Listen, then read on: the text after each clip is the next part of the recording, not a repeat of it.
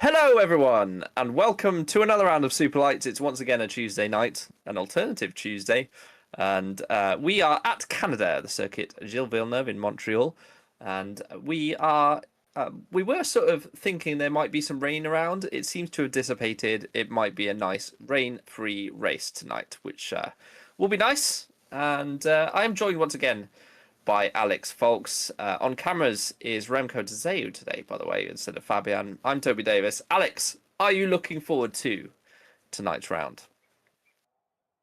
Well, Canada is one of the more interesting tracks of the year because it requires a bit more courage to go for an overtake and a bit more, attempting to find gaps than what we've had so far, say in Sepang, where it was hairpin overtake, hairpin overtake, hairpin overtake, maybe a move through the middle sector.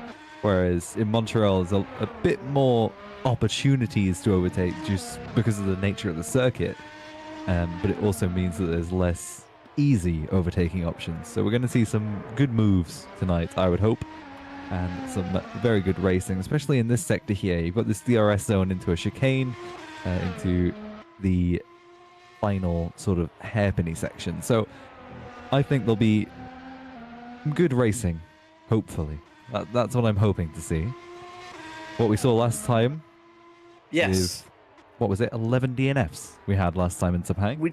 We did, but there was no penalties issued. So no, there was. Nice. Oh, was there? Yes, there's a page now of penalties. Oh my bad. Yeah, you're right. I didn't. Yeah. Don't have it up, but let me do that right now. Yes. Yes, it was some cutting penalties, basically, wasn't it? By the looks of things. So yeah, a lot of penalties there. So, Saracino, there was an incident in the pit lane, didn't we? We had a pit lane crash, Yep. and that was only a 3-place grid penalty. I would expect that to be quite a few more positions. There's quite a few pit lane cuts as well, which is interesting.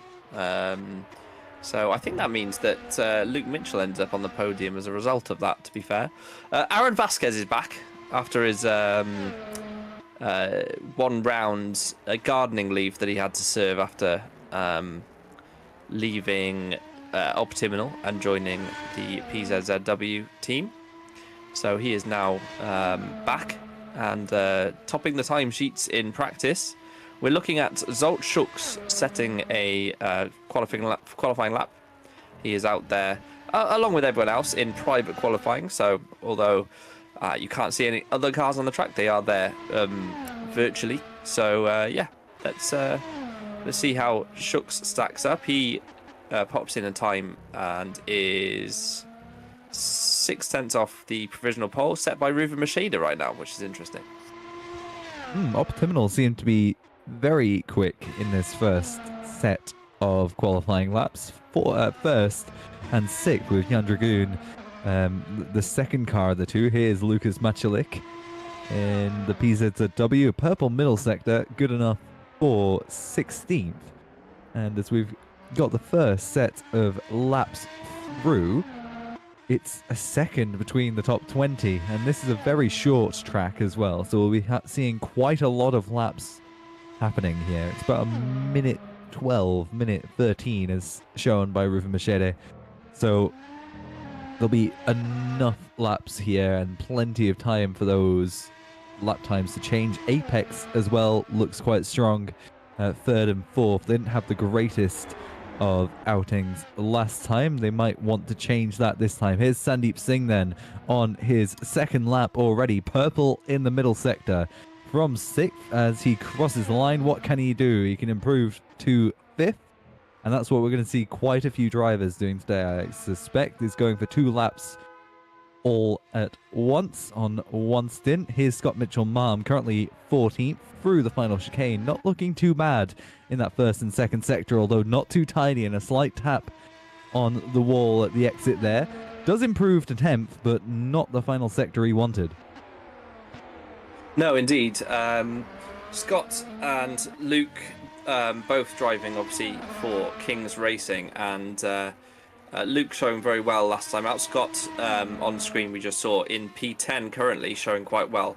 And he's been much improved this season from last season. He, by his own admission, underqualified the car and then had lap 1 incidents quite a lot. He's actually scored more points so far this season than he did in the entirety of last season. So keep an eye out on Scott and obviously brother Luke. Scott Mitchell-Marm obviously taking his wife's surname as well, hence the hyphenated surname, but they are brothers. But yeah, Machida topping the timesheets right now. Vasquez P3. Very interesting that Machida's come along. He does like Canada. He is a specialist at Canada. Did very well a couple of seasons ago, or last season in Super League here as well. We're watching Mateusz Majka, who yet to set a time.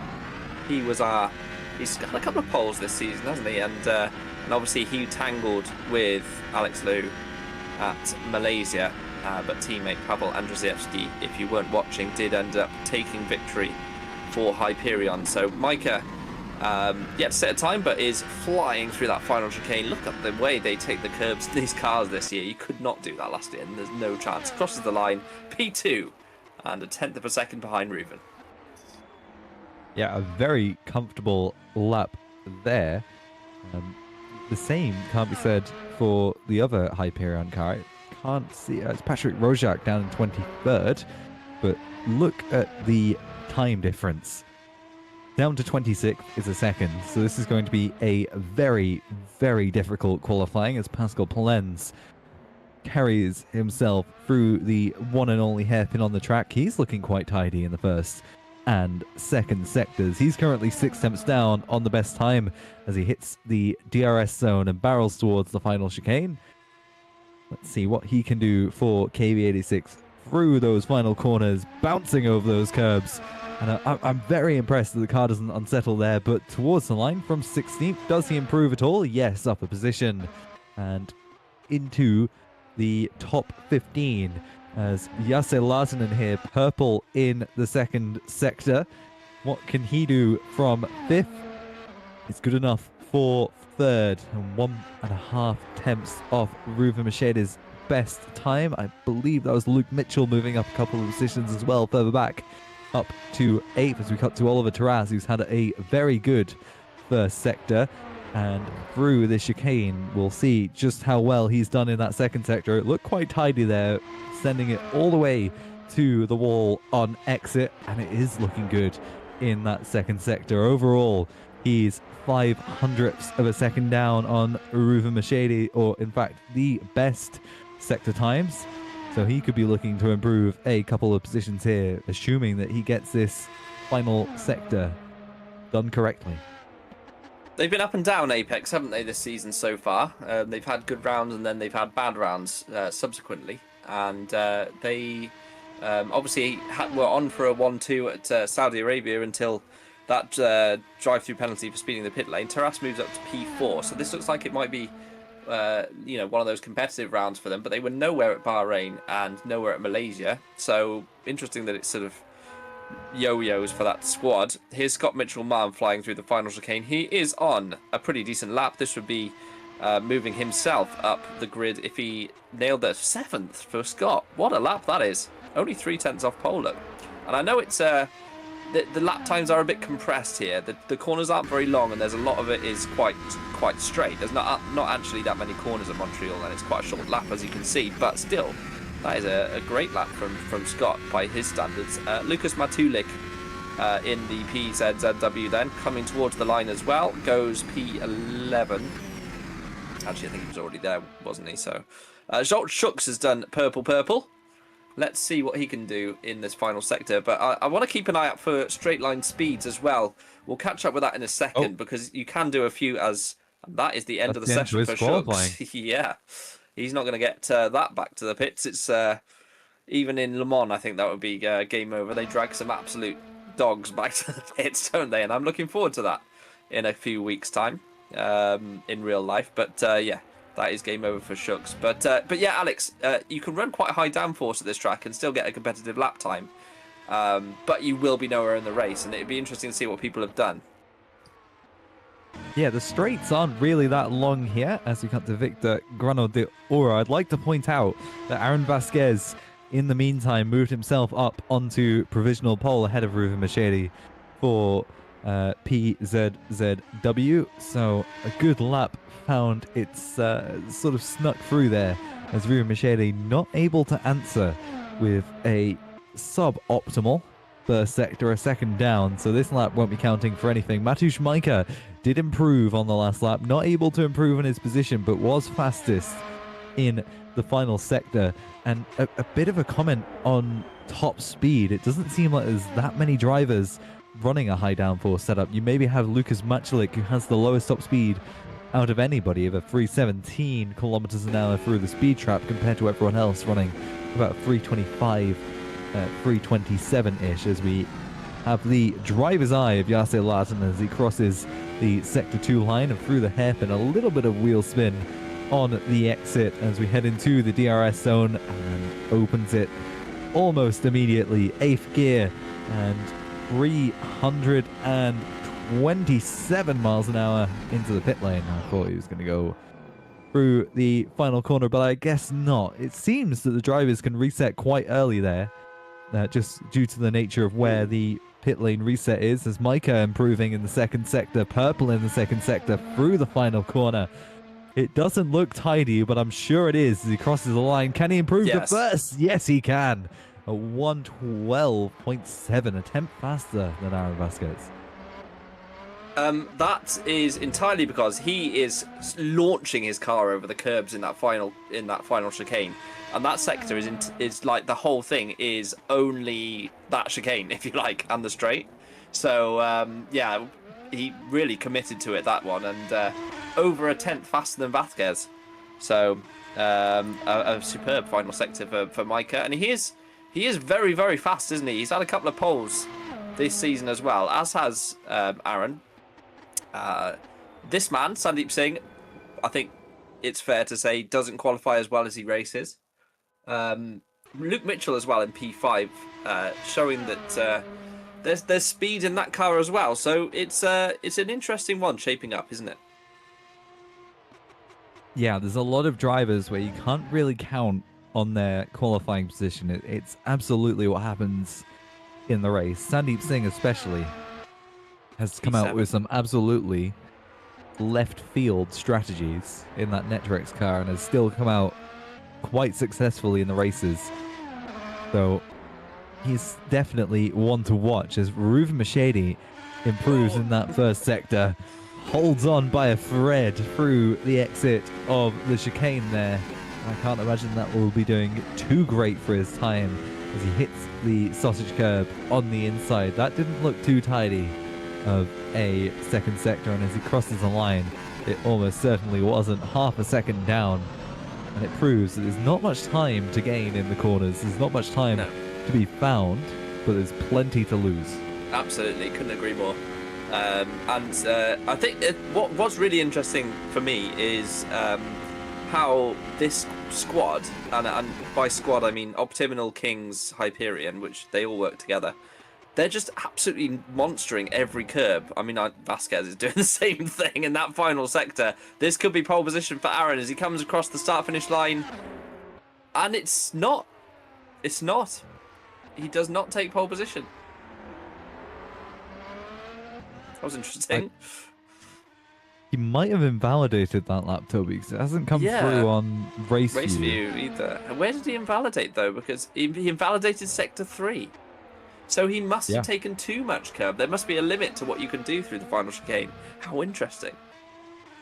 And I think as well, he's gone back to the pit lane now, as he wouldn't have been able to do another lap. And I think that'll be Aaron Vasquez out of qualifying.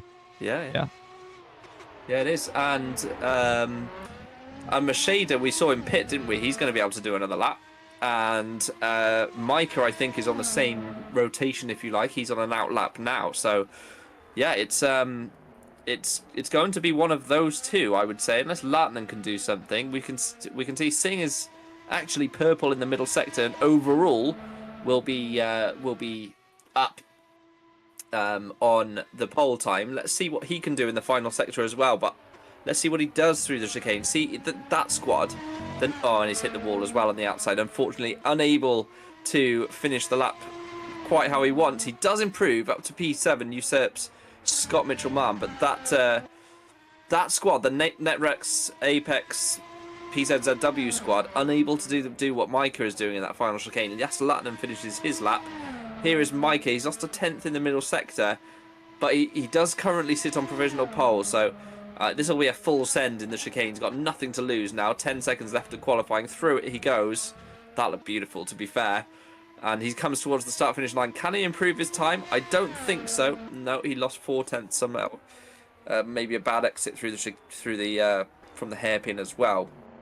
Here's Jan Dragoon, who set a purple first sector and is a 10th down in the middle sector. And that particular car of Dragoon's, he's not quite been able to put the same pace together as his respective teammates this season. Let's see what he can do through the final sector.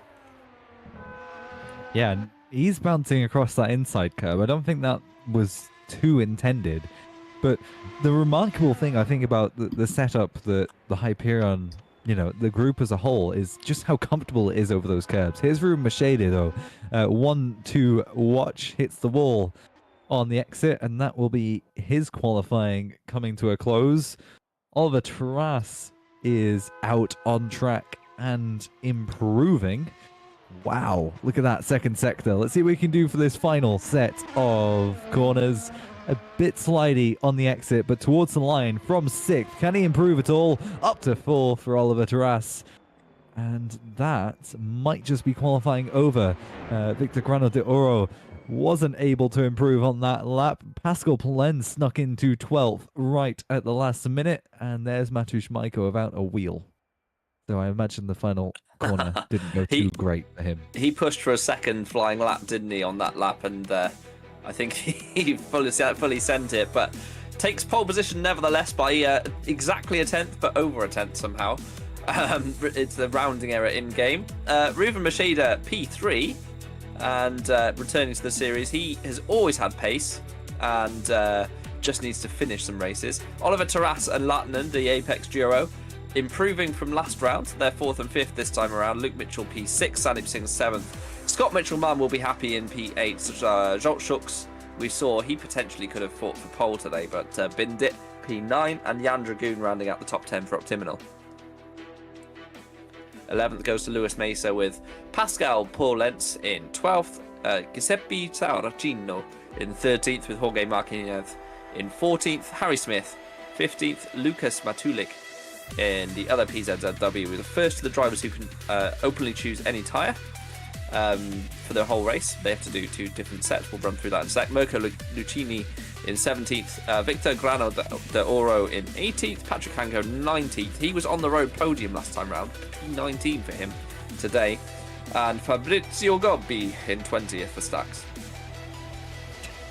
21st goes to Juho Soppanen with Federico Russo in 22nd, Daniel Scott in 23rd, Yannis Fulborn in 24th, Misha Loivink in 25th for Team Rookie, with Lorenzo De Chutis in 26th, Maxime Beaulieu in 27th, Patrick Rojak 28th in the other Hyperion, so no Andrzejewski today, Victor Beer in 29th, and Osvaldo Angeloni in 30th and last today. 1 second, by the way, covering the top 28. It's very tight, isn't it? Well, yeah, that's one way to put it. Quick question. Since when could you zoom in on a Discord stream? When was that what? thing? I nearly swore then. I just scrolled in as well. I did not know you could do that. That's mad. It gives us no advantage at all. The silence, and we're both scrolling on our mouse wheel. I just scrolled at some point during qualifying and it zoomed in, and I thought, what? Remco, can we move the graphics on? Yeah. Oh. Come on, Remco. Thank you. No, we don't. Yep, there we go. Here's the championship standings as we get into round 6. As you can see, it's been, even though he missed a round, a domination by Aaron Vázquez so far this season. And driving for 2 different teams, he is now at A New Hope, PZW, and has risen to the top of the standings immediately at round 1 and has stayed there ever since. And to be fair, he did lose out to Oliver Terras at Jeddah, but still very capable of getting his 4th race win of the season today. Let's see what happens. Mateusz Majka could easily have been a lot closer to the front, but nevertheless, he is on pole today. Let's see if he can get his first race victory in SL2, the reigning FS1 champion.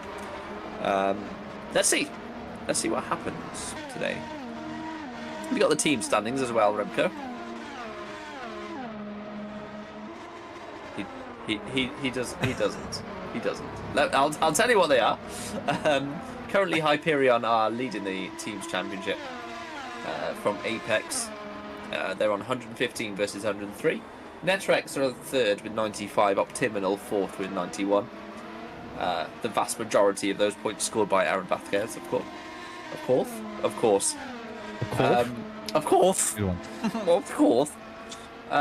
Brame are in 5th. Team Shiba in 6th. It's quite close in the mid-pack. There's sort of 4 teams at the top.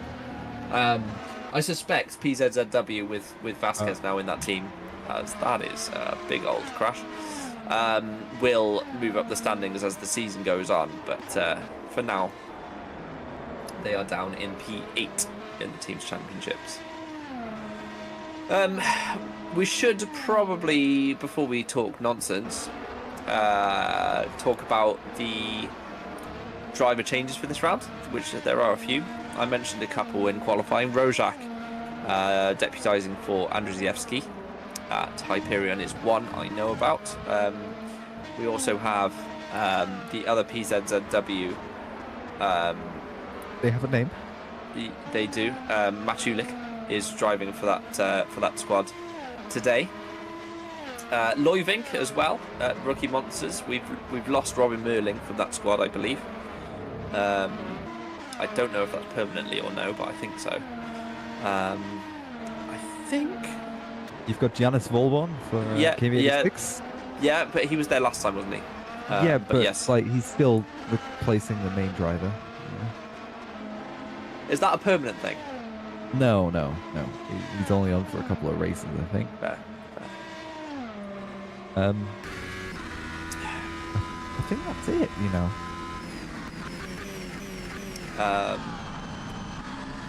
We've got. Matulik did a couple. According to Lorenzo, thank you for the info. Lorenzo has said Matulik did a couple of rounds of Academy and got 3 podiums. So he's and also got 9th and 2nd last time out at in FS2 at Canada. So those are the 2 debutants to the series today. Everyone else is filling in one way or the other. Has done rounds before, etc., etc. Just little changes here and there. So yeah. Remco's brought the tyre screen up as well. So the top 15... Very useful. Yes. But, well, the top 15 do have to use the tyres they qualified on at some point during this race, which they've all qualified on soft, so they've got to use a soft tyre at some point. 16th and below can do whatever they like. They don't have to use softs. They do have to use 2 different types of compound. Again, this is another track. The hards basically this year are used less commonly than they historically have been. For whatever reason. Because they're useless. Yes, but yeah. It's such a knife edge to get this right. And last season in Superlight, there was a bunch of different strategies you could do. But this season, it seems like the 2-stop is more common, doesn't it, Alex? Yes, but it doesn't mean that a 1-stop can't work. We've seen it work throughout the season. It's just not a common choice because it isn't inherently quicker. There's no strategy option that's inherently quicker, but a 2-stop is more comfortable for a lot of drivers. And the other thing as well is that historically the hards would be able to fight. There's just seems to be such a speed difference between a fresh soft and an old hard that it's much easier to overtake, like with that tyre delta, than it used to be. We saw at Super League last time out at Malaysia how the soft tyre in that final stint versus the medium for Micah, who was leading the race for THR, they were like 2-3 seconds a lap quicker. I mean, you just can't defend against 2 or 3 seconds a lap quicker better tyres. So one of those things. It's different every season. Yes, but the hards are just completely useless. Can we talk about what you were doing before you joined us? The commentary. I was playing squash. What kind of sport is that? I mean, It's fun. You're telling me you go out on a Tuesday evening and say, I want to go play squash. I did actually. I did actually do that. Yeah, played with my colleague Ash from work. And we had a nice time. It was it's a fun game, and I used to play quite a bit of squash, to be honest. It's nice because you don't have to run around collecting balls like tennis, and it's a bit more intense than like badminton. It's really good cardio, to be fair. So yeah, I like a bit of squash. A bit more intense than badminton. Have you seen how they train? It's The definitely more badminton. intense than badminton. Definitely, No. it is. Like professional level badminton, maybe not, but to be honest, yeah, I'm a big fan of squash, and yeah, um, it's not my like major. Like I play a lot. Well, I used to play a lot of football when I was in my youth. These days, my knee wouldn't live up to it so much. But yeah, I used to play like 5-side all the time. Play 11-side on Saturdays, um, and then golf. I used to play a lot of golf as a kid, and I picked up my clubs and went and played at just like hit some balls at the range the other day, and that was a bit fun as well. So yeah, do you play any sport other than sim racing, which I will class as a sport? I try not to because my knee is just completely, utterly destroyed from years and years of neglect. But what did you do to it? I have absolutely no idea. Okay. I genuinely do not know. There are just some days where I can barely walk. Really? It just happens like that. Yeah. Have you seen anyone about it? I have. I went to physio for it. It was useless. Oh. Yeah. That's pretty much it. Yeah, no, I try not to because I will just injure myself in a way that will stop me from being able to walk. Not fun. Because at the same Go on. at the same time I had this knee injury, I was still playing football, and Yeah. I also pulled my quad while playing football Oh no. with a damaged knee. So my entire right leg just has muscle problems from the knee up. I did my ACL when I was a teenager playing football, and it wasn't too bad, but if I'm honest, I would have had better. What I should have done is like looked after it better, and I just didn't. I was at uni. Yep. And if I'm honest, I think that is the problem I'm having now. Sometimes I go for a run or whatever, and I can feel it clunking, and it's just like, and then it's a day or two to recover. And I have all sorts of Achilles problems on that leg as well, because I've sort of compensated for it over the years. So sometimes my calf and sometimes my Achilles goes, and it's constant. It's a shame. It's a shame, really. But it'll probably really bite me when I'm like in my 50s. But for now, it's manageable. Oh, that's me exactly. Is my entire right leg useless? Sometimes I'll hurt it doing something completely and utterly, boring. But what can you do? Yeah. What can you just, do? Nothing really. You just gotta go with it. That's why I was defending badminton, because it is less intense. I enjoy it more. Fair. I think what we should do, we should probably arrange like a 5-a-side game or something at GPV Day for like football. I reckon I can get. Is this before or after the drinks? Well, whichever. During? We don't know where it is this year yet, but I will be there regardless. I've got to get Yal through security, haven't I? But yeah, I'm going to give it a proper go. I think we should get a 5-a-side team going. I reckon, because I know Sandeep plays a bit of football. I reckon he could encourage his lot to put a squad together as well. We should have like a little 5-a-side game. I think it'll be fun. Yeah, you can be invited to the THR side for that. Right. If you've played football. Well, I used to be a goalkeeper. Beautiful, perfect. That's exactly what I want to hear, Alex. You could just be in goal, mate. Yeah, don't have to. Well, the problem is that's probably what did me in, is the goalkeeping, is the kicks and the I agree. diving. Ross said, Toby and Alex, did you know that Carabao make a beer? What are your thoughts on this? Well, sorry, my bad. We've just the session swapped. We should probably like get on with the actual race. Superlights is coming up next.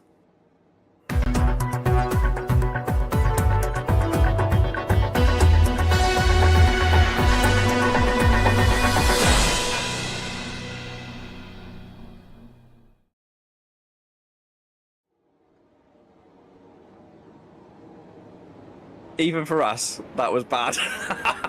No, to be fair, no, because we were talking, we got it right. We did. That was how it's supposed to be, by the way, is that the little thing plays and then they move off for the formation lap, which Alex will take you through the grid for right now. It's Matej Micah then who takes pole with Aaron Vasquez lining up alongside him on that first row. Ruven Mercedes and Oliver Taras, third and fourth. Behind them is Jesse Larsson and Luke Mitchell, a good qualifying for Kings in 5th and 6th. Sandeep Singh 7th and Scott Mitchell-Marm 8th. Then it's Zolt Schucks in 9th, an early exit from qualifying. Jan Dragoon starts 10th, Lewis Mesa 11th, and Pascal Plens for KV86 starts 12th. It's Jorge Marquinez then in 13th with Harry Smith 14th and Lucas Machulek 15th. All of those drivers will have to take their qualifying compound with Giuseppe Saracino 16th, Mirko Lucchini 17th with Victor Grano de Oro 18th, Patrick Hanko 19th, and Fabrizio Gobi starts 20th. Juho Soppinen starts 21st with Federico Russo behind him for Santen in 22nd, Daniel Scott 23rd, and Yanis Volborn 24th KV86. Micha Luvink for Team Rookie Monsters 25th with Lorenzo De Chutis 26th, Maxime Beaulieu and Patrick Rojak 27th and 28th. The last two drivers on the grid then are Victor Bia and Osvaldo Angelone for Green Stripes and Stacks respectively. I was doing so well. You were. The last one tripped you up. That's yeah. how it always do. Nice. Right. Same question every time. Who's winning this one? I want to see Micah win. I really do. Yes, that's fair. I'm actually going to say Ruven Mercedes because he loves Canada. Oh. And but the boring pick is Vasquez. It's so hard to say it in the Spanish way. And I think he will do well today. Let's see whether he can pip Micah down into turn 1. We're waiting for the red lights to come on. Here we go then. So 1, 2, 3, 4, 5 red lights. And the Canadian round of Superlights is underway, and Micah gets a decent enough launch to cut across on Vasquez as they go down into turn 1 for the first time. Machida is making a move on Vasquez. He's going to try and hang it around the outside. He's actually still got an overlap, and this has let Micah get away just that little bit. And Machida slots in behind. The apexes go through side by side. A good start from Mitchell-Marm. He's competing with Sandeep Singh and is on those soft tyres through. They go towards the left, right alongside him is Jan Dragoon, and it's 3 wide. And I think Dragoon made contact there with Scott, and he won't be happy with that to see if he's picked up any damage or not, but through they go. And towards the right-left chicane, Mitchell-Marm slots back into 9th place, but was competing 7th down to 9th, and just a little bit of contact from Dragoon, it looked like to me. Yeah, Micah with an absolutely monstrous start, though. He's managed to pull a second on Aaron Vasquez, no doubt helped by Ruven Mercedes, who's been battling away, but he's out of DRS already. Of course, DRS isn't a factor just yet. It is 0.8 seconds this season. 7.7. 0.7 seconds, yes. Apparently. It has been all season. I don't agree. But yes, you're right. He has cleared it is irrelevant to your point. He's cleared the gap for DRS. So Micah is off to a flyer. Can Machida sneak into that 7/10 gap? and get DRS off Aaron Vasquez. He's just going to sneak in, isn't he, for this next straight, as the DRS is now online and this season. And there you go. His wing is open, and Machida, being within that 7/10, he is in that DRS train, and it is powerful here. There are three DRS zones, and one is a double DRS zone as well. That one into turn one, I believe, is from the same detection point, if I'm not mistaken. So down into the hairpin we go. Patrick Hanko's made up quite a few positions already in the first couple of laps, up to P14 it will be on the exit of this corner as he goes past the Matulik in that PZZW car, up 5 from his grid slot. But the PZZW is coming back at him. He's back into the slipstream, doesn't make the move as they go into the final chicane, and through they go then to start a lap 3. And as we said, Micah, a good start. Yeah, Matulik around the outside of Hanko here, and later on the brakes, very comfortably done into turn 1. I'd like to look back a few positions though to Patrick Rojak, who's had a monstrous start for Hyperion. He's managed to pull himself up 10 positions so far, up to 18th, with a not so great qualifying. It seems like the setup that he's on is doing him quite well in the race. But looking back towards the front, Oliver Taras is within DRS range of Ruben Machedi and is quite close to the back of Ruben Machedi in that battle for the podium. And in fact, a lot of the drivers behind aren't that far. You know, you've got maybe 0.7 seconds between most of them. Sandeep Singh has the biggest gap out of everyone here, but we have got a bit of a train here forming behind Aaron Vasquez and Oliver Taras, Ruben Machedi, that sort of group there. As Oliver Taras closing up rather rapidly into that final chicane and jumps over those curbs onto the grass a little bit. This second DRS zone, I can't see it being that effective, but the double DRS, it might be an aid here. Do you see how much time Taras lost through the final chicane then behind Macheda? It's so interesting to see how, as we see Hanko, and he's back at it, isn't he? Back at it with, in fact, this is now, this is back, this is Gobby, isn't it? Yeah, this is Gobby. He's lost a couple of positions. Gobby, we know, can be aggressive.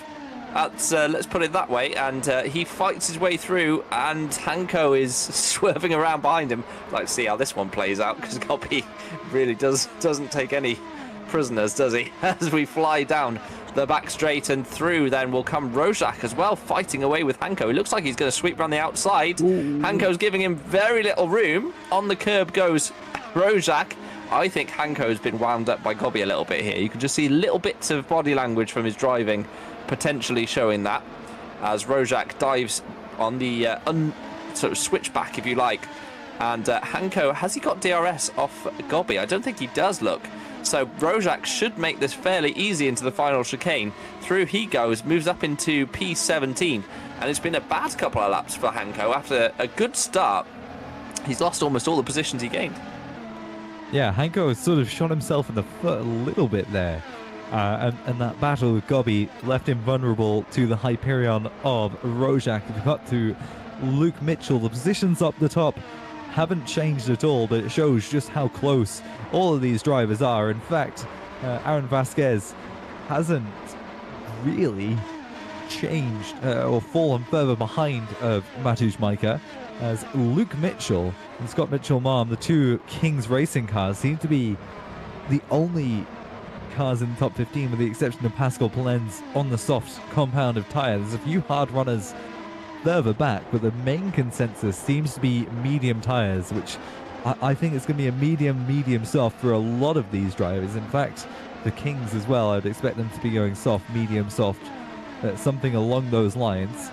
So strategy, I wonder why they've gone soft first. Is it because that's, I mean, it's very unusual to do that, as Mitchell flies over that final curve. I doubt that lap will count, but they've gone soft, and the only thing that I could think of is that they're expecting then by pitting early, they might be able to undercut some drivers in front of them. But it's not like in a big train like this, overtaking is difficult because everyone has DRS, right? So it's very hard for you to be able to make the move on the car in front. But that'll be why Scott Mitchellman has moved back in front of Dragoon as well, up into P9. But showing very, very strongly for Kings is Scott.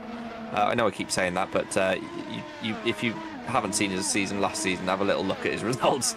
Up in P8 right now, and not that far away from his brother, and keeping Singh honest. Obviously he is on those soft compounded tyres, but I'd be interested to see where they would come out. I do know it's a short pit lane here, so it's not outside the realms of possibility, Alex, although I think it's unlikely that a 3-stop can work because the pit lane delta is so short, so small. Making an additional stop isn't actually that punishing. Yeah, but I can't see it being that beneficial because the lap is so short, and sure, we've got 58 laps, but the tyre degradation and the tyre delta isn't really going to get to a point lap to lap where it's going to make that much of a difference. I would suspect that we're going to see a lot of drivers within a couple of laps of each other, and it's not going to be a massive 3-second difference like we're seeing in the much longer tracks. So I think limiting your pit stops as much as you can, of course a 2-stop is likely to be quicker. I think it's going to have to be a 2-stop. You want to avoid coming into the pit lane as much as possible, I think, because you're just losing time that is very, very difficult to gain back. It is, especially with limited tyre delta.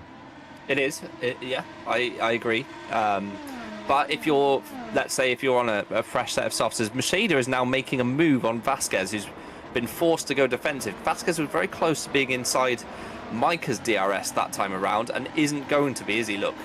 So DRS-wise, it's going to be Macheda now on... Oh, he did get it. He's just snuck in. How did he manage that?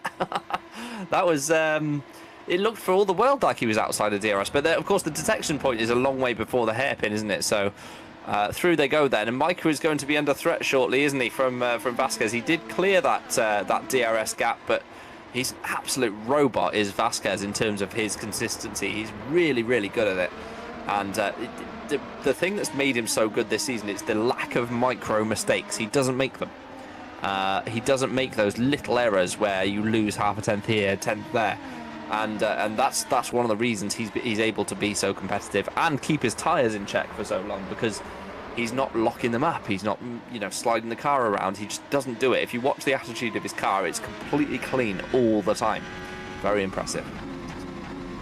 Yeah, that's what makes Aaron so competitive, is the fact that he doesn't make those mistakes, as you've mentioned, and the fact that he's able to stay consistently at one pace for an entire stint. He doesn't start pushing at the start of his stint. He'll set a pace and match it until he comes into the pit lane. But this is where you want to watch out as we head into the DRS zone. He's closer to Micah than he has been at any point during this race apart from the start. He looks to the inside, puts a little pressure on Micah into the final chicane, and is close enough to be well within overtaking range here as he looks to the inside and affirms that inside. He's not close enough this time around, is Aaron Vasquez, but he's got a pack of wolves behind him, and any battling here could easily lose both Micah and Vasquez positions. And look at how many cars are behind him waiting to pick up any scraps and any mistakes that the cars ahead of them make. Sure, I don't mind this. I'm thinking about it more now, and if Mitchell Malm can get onto the back of Singh as well and stay within DRS, I don't mind it so much from the Kings cars, actually, because they're able to look after their tyres in this stage of the race. They're under driving essentially to match the medium times, and then when they do inevitably pit earlier than everyone else, they will be able to come out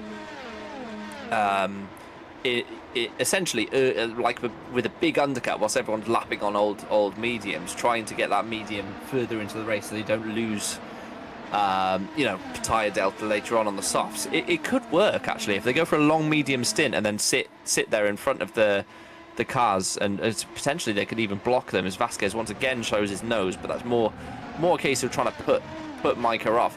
And one, I've got so many things buzzing around my head, but look at the gap that Mike is able to get out of the final chicane just purely by being able to take those curbs just that little bit better.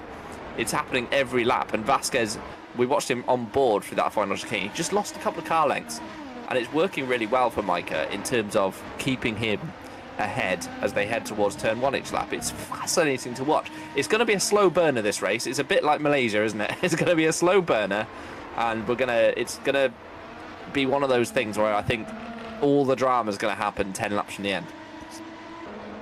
Yeah, and it's a bit like I mentioned in the warm-up and the build-up, is that Canada is a difficult to overtake track. It's not going to be action, action, action.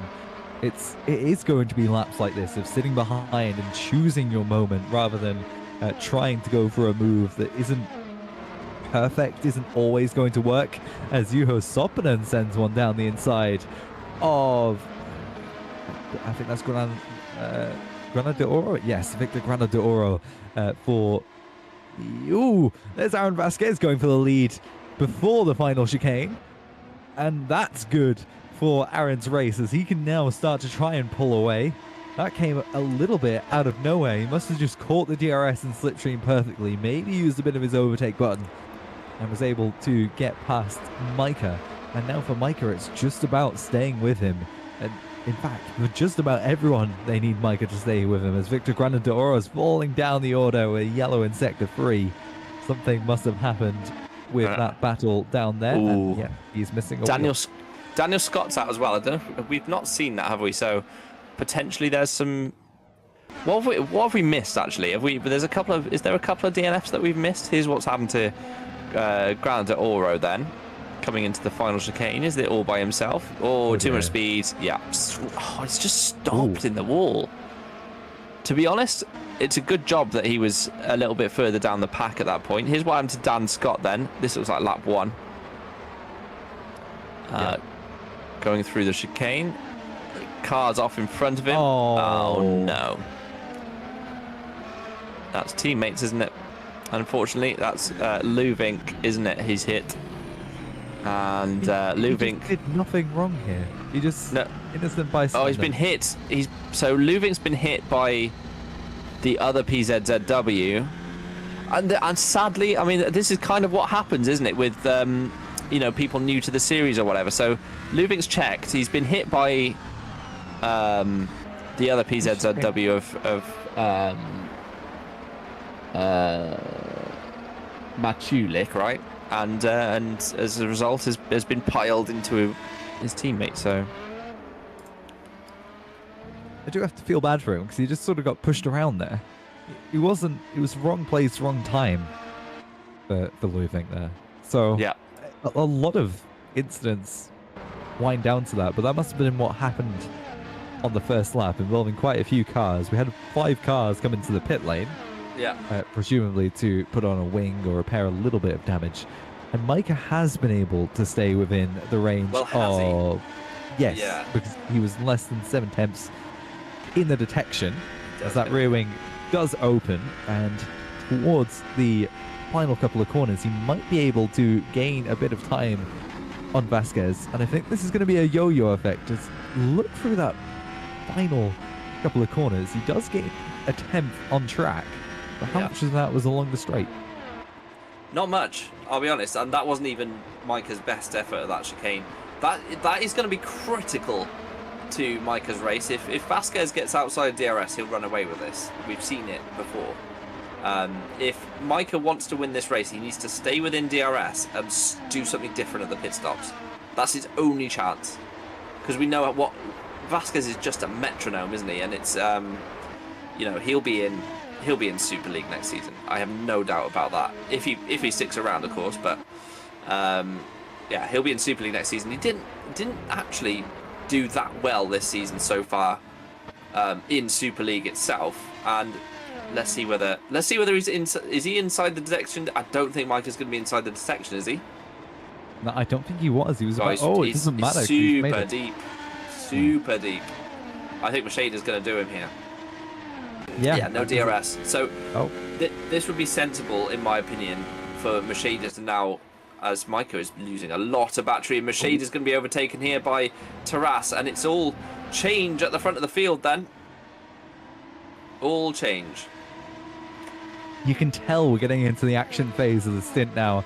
The Scott Mitchell Marm is also on the back of Sandeep Singh into turn 1. Let's see if he's able to make a move. Not close enough on this occasion, but he's right on the diffuser of that Netrex car. And he will be looking to make a move in the next couple of laps, move himself up behind his brother, behind his teammate, and up a couple of positions, potentially fighting through this pack. I'd be looking for Oliver Taras here to try and get past Micah in the coming laps and start pushing towards Vasquez, as this is sort of Vasquez getting past Matusz Micah, sort of open the door for the rest of the drivers to start pushing and try and get past Micah, where he's maybe sort of losing it a little bit from losing first. That's not the right wording, but he has made that mistake, and that's opened the door for these drivers to try and get past him. The gap that Vasquez has opened up now, it's so demoralizing, isn't it? If you're following someone, you know you're quick, and they're just not making any mistakes in front of you. Like where are you going to gain on them? You're just not, are you? And that's the issue that everyone faces with a driver of Vasquez's level and ability and talent. Frankly, he is exceptionally talented, and it's almost a shame he's here and not in Super League, to be honest with you, because he'd be right at the sharp end with the Muniers and Grankvists and Tyans and so on of this world. Yeah, but he's here. He's showing off his skill in Superlights, and like you say, I would be very surprised if he isn't finding himself at the top tier of the career ladder next season with, I would assume, one of the more popular teams in that series. And well, yeah, he's part of the TOP group now, so it'll be a TOP team if he stays there of some kind. Spark, can you imagine Spark with Munier and Vasquez as their lineup? that would be a great one. But for now, as you say, to hear the comms in that team, actually. Yeah, true. But yeah, here we're watching Machida then. And now Micah saw almost the cork in the bottle. Look at Vasquez's pace. 2 seconds to the good already. And yeah, he's flying along nicely, isn't he? Yeah, he's managed to pull 6 temps on the previous lap on Micah, and he currently holds the fastest lap as well. 15.4, or is 5 temps quicker than...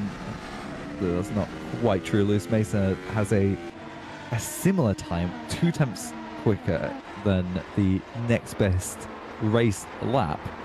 So Aaron Vasquez truly flexing his muscles here a little bit. He's also pulled out another 6 temps in that first sector alone on Micah. So it's, like you say, Micah's a cork in a bottle here, and look how close Taras is getting as we end the second sector. Yeah, I think he'll be looking to get past this lap or maybe the next. He sort of has to, because Ruben Mercedes right there as well to try and make a move. So it's interesting, isn't it? Micah had the qualifying pace. He could easily have been even further ahead in qualifying, but it's just not working for them in the race, is it? He's going to be done by Taras sooner rather than later, I would say. 2.8 seconds is now the gap to Vasquez in the lead, or with Micah's final chicanes back down to 2.6. But yeah, it's clearly that Netrex Apex PZZW group have got it right race pace wise. So let's see what happens. Vasquez is gone. Like this is almost, look at the gap. It's 3 seconds already. That last lap time, as you say, 6/10 faster than anyone else on track, pretty much. And in fact, the only other car close is Sandeep Singh in P7, on the same tyres at least. In P7, Sandeep Singh, and that's the same group. So, yeah, this is it's going to be another domination for Vasquez. This is going to be a race for P2 that we'll end up watching. This might be the last time we see him do that. But Micah, indeed, he's being hunted by Taras. Machida's still there. Luke Mitchell is still in the hunt, and on those soft tyres, they're holding up well, aren't they, the softs, for now? So you'd say it could be it could be a soft medium, or a soft for them at least, or a medium soft for everyone else. So let's see what happens. Micah needs to do something different to. It depends whether he thinks he can still win the race, but if he thinks he can, those rear tyres, by the way, looking a little bit worse for wear, and it is a reasonable guide to look at rear tyre life visibly. As Mitchell Marm is going to loop it. No, he holds on, trying to make it work around the outside. Too much speed into turn 1. Yeah, he almost had it. He almost went round, but he managed to hold on. But that's cost him quite a lot of time compared to... Again, this calls back to what I was talking about in qualifying, is that there's plenty of time to lose, but not many places to gain it back. And it seems like those rear tyres have been cooked a little bit by Scott Mitchell-Mann, who's struggling on exit there. And I would imagine as we go through this chicane, he'll be struggling a little bit on rear grip as well. No, he looks fine there. But I think for those soft tyres, it's coming towards the end of their life, as Luvink has also retired from this race, becoming the third retiree in 18 laps. At this rate, we'll have no one left. That's not true. Why were your maths going? We were like a third of the way through the race, aren't we? So we might lose 9 cars. Yeah, no one left. Oh, good. Here comes Scott. Lane. Yeah, for a set of mediums, I would say, but can't be. Nothing's guaranteed in life, is it? Let's see what happens. He's got to run another. Okay, looks like another set of softs. Sometimes the game takes a sec to catch up. Let's see whether he comes out and it changes or stays. No, I think he is on softs, genuinely, and he could do with getting past these couple of cars here. That's not quite worked out for him, to be honest, where he's come out there, because there's a gap in front of Dechutis, and I think if Luke Mitchell pits this lap, he might clear them. So Mitchell Mann will need to clear these cars very quickly indeed. You would expect him to be able to do at least one here. But this is the start of the pit window. But of course the soft runs will go first, and this is costing Mitchell Mann a lot of time. It is mediums, so it has changed. So he is on mediums now, which makes sense. That is the logical thing to do, as indeed his brother follows into the pit lane and will come out. Where is he going to come out then? So he should come out a few seconds ahead. I think it's about 17 or 18 seconds or something like that, the pit delta here. It's very short, from what I understand. So there's not a great deal, obviously, on the first stint. You can't really do a great deal with the traffic. But as you go through the race, you can slightly amend it. As through, then we can see Rojak going. Does he clear Dechutis? Yes, he does. So out Mitchell goes ahead of Dechutis, and Mitchell Mann, look, is past those 2 cars already, so actually isn't too bad for him. He's only a couple of seconds behind his brother, and I think he was basically there anyway, wasn't he? So I'm not too confident in how well this soft strategy is going to work for them, though, because you want to find a gap in the traffic, and hitting earlier than the medium runners certainly won't be helping with that, as Oliver Taras is closer than he has ever been into that final corner. Mike appeals into the pit lane to get rid of those medium tyres. I would expect him to come onto another set of mediums. Let's watch where he comes out to in relation to Luke Mitchell, who was running 5th. Is he going another set of mediums? I wouldn't be surprised with 2 softs from here. It's interesting, isn't it? Like they could be. It could be another set of mediums. It could be 2 softs. Annoyingly, today it looks like the game's not going to update immediately. Yeah, Mitchell is close, but he will be cleared by Micah just. But that undercut's powerful, you see. So this is where now if I'm Vasquez, I'm pitting this lap to ensure that I stay out in front. Because look how close Mitchell's got to Micah. And it was only 1 lap of outlap. So the outlap's huge, isn't it? In fact, the Mitchell, or I should say Mitchell and Mitchell Mann, could be P3 and 4 in this race in very short order, unless everyone boxes this lap. I think it could be very, very close. Yeah, Does Vasquez pit? Yeah, they pulled a couple of seconds there to get past Micah. Does Vasquez come into the pit lane? No. So Vasquez is going to have to do some overtaking. Seems a lot of these drivers don't see the threat that is Mateusz Micah on those tyres. Although Micah does have Patrick Rojak there, who will be able to hold up, or apparently not hold up, the Kings brothers. So Micah's on softs. So that's what I mean. So it's a medium soft for him. Obviously, Luke Mitchell has gone to mediums, as has his brother Scott. So Micah is going to drag Luke along for a couple of laps here. Micah, of course, P4 last time out, I should say, in Super League. Very competitive in our top tier, as he just tags the wall there. That shouldn't be damage. But this is interesting. This is super interesting. He's now ahead, I believe, of where Vasquez would be, I believe. So let's see. We say it's about 17 seconds. I don't think that can't be quite right. It would be about the pit delta. Maybe it's like 20. I honestly 19, yeah, 20. maybe it's 19, 20. Yeah. It might be. I might be wrong, to be fair. But what I'm saying, the point I'm making though, is that it's not going to be long before that 3 seconds that Vasquez was ahead of Micah has disappeared. Let's see what lap time Mateusz does, as Singh, Dragoon, Mesa, Shooks, and Palent all pit. So this is where we'll see. Singh was the furthest ahead. How far behind the Mitchell brothers is Sandeep Singh now? Because of course he was ahead of Scott. So where is Scott going to come out in relation to Singh?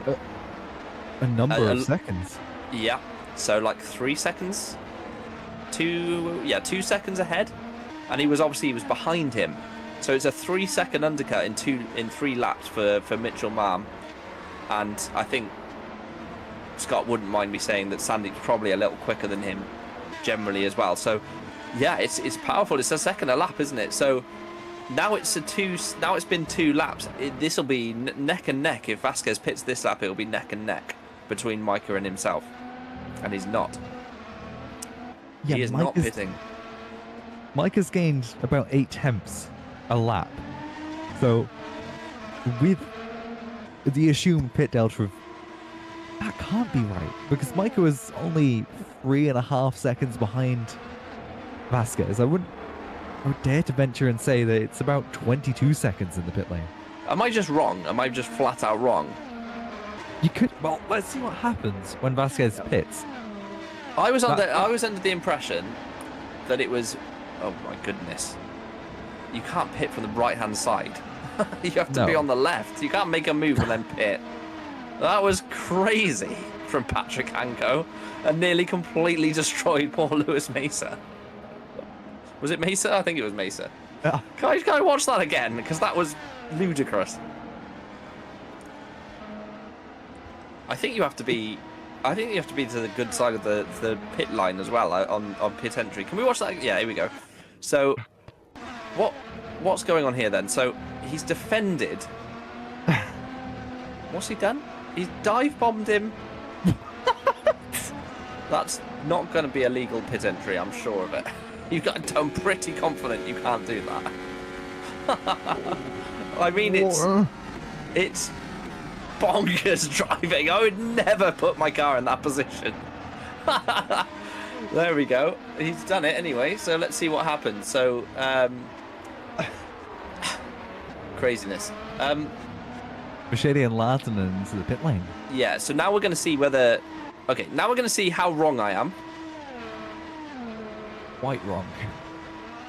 Because Micah Quite is wrong. Miles ahead of these two. Absolutely miles ahead. In fact, Macheda's going to be overtaken here by Scott Mitchell Marm. That's how powerful that undercut is. That's what I mean. The Kings Racing cars, as I said, they could be net 3 and 4, and they're going to be. They're going to be net 3 and 4 once Taras pits, and they could even be first, second, and third. I think Luke Mitchell's already ahead of Vasquez, and Mitchell Marm could be as well at the end of this lap. So there's going to be a lot of overtaking that Vasquez needs to do. Yes, he will have a huge tyre offset. Yes, he will have soft tyres compared to these guys' mediums. But the difference in lap time is not that big. If you look, Luke Mitchell's only still a second back of Micah, who's clearly taking it very easy on those softs at the moment and still gaining lap time. Vasquez is going to have a lot of work to do. He will have much fresher tyres later in the race, but he's going to have a lot of overtaking to do. Yeah, let's see where Taras comes out. I can see him coming out, you know, behind Singh here, potentially, if he has a not-so-great start. Machady does manage to get past Scott Mitchell-Marm. That will put him provisionally into a third, potentially. Oliver Taras in the pit lane then. And can he come out ahead of his... He comes out ahead of Machady. So, what's that going to be? You might be right that it is about 19 seconds in the pit lane. So that would put Micah right behind Vasquez. That's what I'm thinking. Micah's gained a number of seconds by this undercut while not pushing all too hard.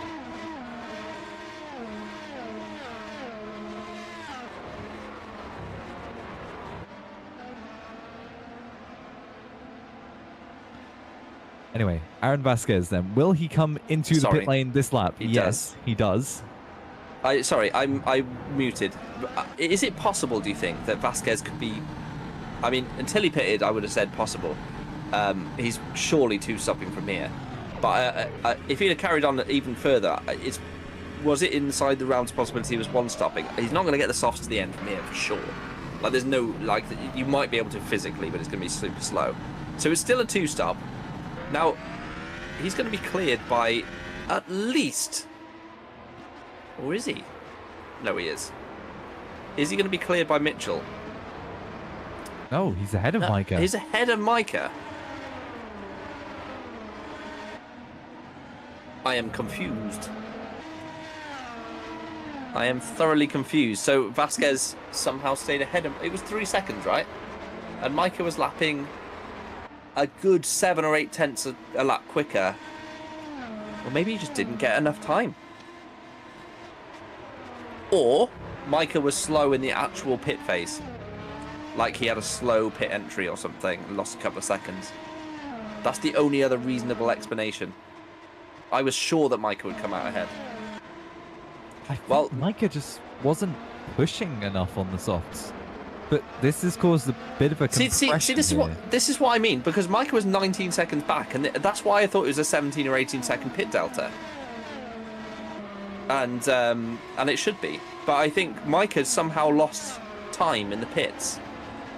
There is another school of thought, and this is something that's ongoing, is that there is some upgrades going on, and it could be that Hyperion haven't upgraded their pit team either, and maybe that's another half a second plus that they've lost. But either way, Vasquez is out on much fresher softs and now should easily, comfortably win the race, because he doesn't have any overtaking to do, and I was completely wrong.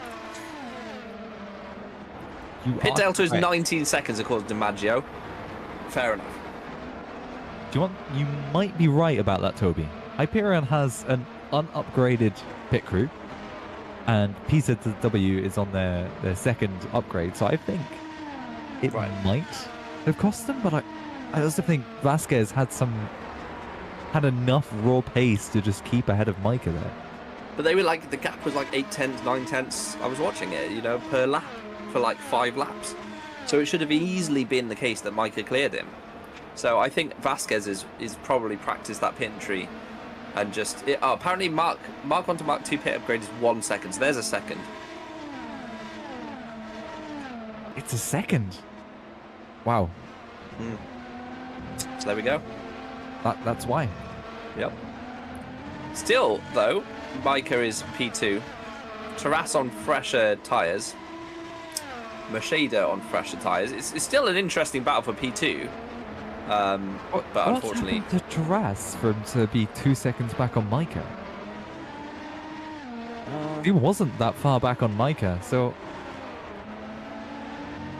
Good question. We're somehow commentating this as a guessing game today. We normally like understand what's going on, but I am a little bewildered today, to be honest with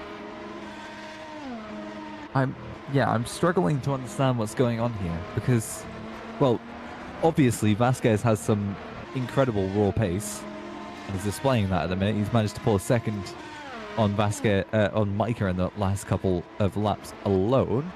Micah's sort of in a realm of his own at the minute. 2 seconds either way to the nearest car. And this battle for third has sort of simmered down a little bit. Mercedes isn't as close to Taras as he has been previously. He is setting a purple first and middle sector though in the optimal car. So Mercedes is putting a bit of pace in. Yeah, he's pushing hard, isn't he? He's trying to stay with Taras and get near him and overtake him, but the soft tyre looks like a good tyre, doesn't it? To be honest, it lasted a long time with the Mitchells. They're now on the mediums. It doesn't look like there's a great deal of gap between the medium and the soft today, because they've not exactly been, you know, eaten alive by the soft runners around them. They've held on quite well to. Obviously, they've dropped back a bit now from Macheda, but they held on quite well to Micah, Macheda, and so forth, didn't they, initially? And they're only, what are they? They're only like 3 seconds, 4 seconds back of Micah, and will be on soft tyres for that final stint, same as them. So this has given them track position. They're line astern. They can work with each other on track, and can effectively fight off Lahtinen here. You know, just by Scott staying within his brother's slipstream and DRS, as Lahtinen looks like he's cooling his car down, which is interesting. By Mitchell Malm staying inside Mitchell's slipstream, DRS, and so forth, they can effectively keep drivers behind them away from them, and then they've all got to pit for a set of softs at the end anyway. So this has given them track position. They're 5th and 6th right now, and they could easily hold that, even though Lattinen's on fresher, better softs. It's interesting, isn't it? I don't think the softs are necessarily that much better, because there's not a lot of places that require the grip to be coming from the tires. A lot of places that require downforce and the higher speed chicanes, but you only really have a hairpin, which is mostly tire grip. So I don't think the softs necessarily have that much of an advantage compared to the mediums. Maybe there'll be a couple attempts here and there, but I can't imagine it being too much, as look how close Oliver Taras has got to Mateusz Micah. Something must have happened to Micah, because he did have a 2-second gap to Taras previously, and that has all but disintegrated, as through the final corner Taras was a 10th behind as the two Kings cars swap over, and Mitchell Maher moves up to 5th. Luke Mitchell to defend from Lahtinen. Lahtinen tries for a move around the outside. Mitchell's loose and slides into the side of the Apex car. Sandeep Singh puts his nose in a little bit, but Lahtinen does make the move done. Get the move done. Did Lahtinen hit him on the way in, or did Mitchell lose that by himself, do we think? I don't think that was a good decision from the Kings drivers there to swap, because they were in a great position to sit there and defend line astern. Yes, Scott pitted.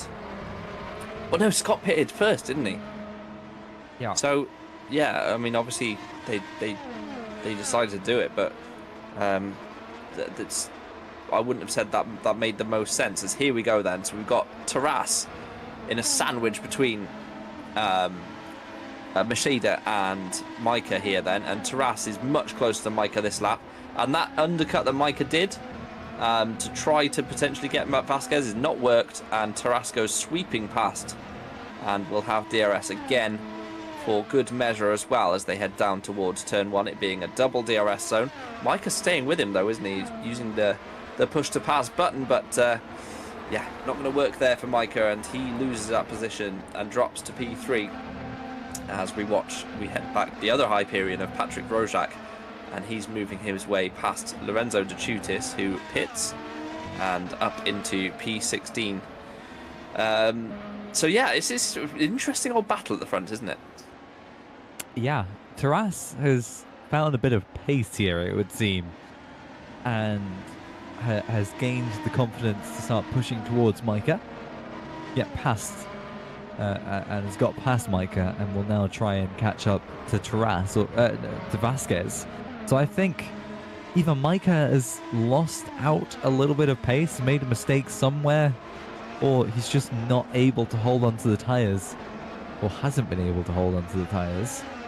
I can only speculate, but I don't think that's gone... The strategy has gone well for Micah there. Although he is close enough to try and make a counter-attack on Taras here if he gets a good run through those final corners, but I don't think he'll be close enough into turn 1. He might be. Here we go. Through he goes. Bit of contact side by side. And Taras widens his steering through the second corner to prevent Micah from going around the outside. But Micah gets such a good launch through that final chicane. He was always going to be close down into turn 1. And I think probably used quite a bit of battery on that lap to try and make that move. And I'm not sure that was the most sensible, as we watched Dragoon battling here then with Foulkes, who we've not mentioned too much, but is doing a reasonable job up in P10. And Jan Dragoon, who has shown in previous seasons that he's capable of battling like right at the very front. He's had a bit of a tricky season to start with, hasn't he, so far? But he is there in scoring points quite often in the top 10. So when he puts it together, he can score decently. Let's see what he can do for the remainder of the race. But Foulkes in that TDF up in P10, and he has had a decent season this season as well. To be honest, after frankly they were nowhere in the stacks in Super League, were the Hungarian duo of Foulkes. And Foulkes as well is this might be either more his level or it's just a better prepared team. It's one or the other. As Micah's close again with Taras, but no move this time. Yeah, Foulkes has had a solid season so far. It's not a great season, but it's been consistently where he needs to be and scoring points in, I think, almost every race so far. He has had a couple of DNFs, but he has been doing well as Micah falls outside of the DRS now of Oliver Taras, and this is going to be the battle to watch for the foreseeable race, as Jesse Laatunen was able to get past Scott Mitchell-Marm as well. So both the King's cars now losing out to Laatunen. It seems weird because those soft tires shouldn't be that much quicker. Well, we didn't think that they'd be that much quicker, but it seems that they've cleared the two medium runners quite easily. Yeah, and now Singh's there as well. They need to work together, to the Kings, to make sure that they both, like the front of the two gives the one behind DRS and just like, oh, we've got a green stripes in the wall in the background. Is that green stripes in the wall? It was that, who was Victor that Beer. Though? Victor Beer then is out. He was a lap down actually, wasn't he? So he's launched itself over the curbs and lost it into the Wall of Champions. It's known as colloquially, but he was a lap down, wasn't he? Of course. And Green Stripes have had a bit of a rough race, haven't they? And that's just too much speed. And yeah, unfortunately, lost his back end, and that will be the end of his race. Was it too much? Yeah, okay, never mind. It looked a little bit like he got caught on the curb, but no, that was just rear end went. What is it Martin Brundle says? Ambition ahead of adhesion. It's a good one, that. Right, so Ruben Macheda then is the next in line to have a go at Mateusz Micah, whose race looked super promising, didn't it, to start with, and is now, it's going to be a fight to stay on the podium even for Mateusz. Can he hold on in front of Ruben Macheda, or will Macheda take that position just as easily as to rested? Let's see. Well, it's difficult to call right now because we know that we still have another round of pit stops coming, because everyone here has been running on the soft tyres for a good number of laps now, as Micah came into the pit lane on lap 20. So he's been on those soft tyres a good 17 laps, whereas Ruth Machady came into the pit lane on lap 24. So all these drivers now have been running around 15 laps on those soft tyres, so they'll be coming in relatively soon, and I would assume they'll be putting on another set of the soft boots. But what that means for the Kings cars is, while the strategy that they had of being on the softs and undercutting might have been effective earlier, it's not going to be possible anymore. I can't see them being able to make a big undercut here, or try and make an undercut here, because they're just too far behind now. So they've put themselves in their own little battle here involving Sandeep Singh, I think.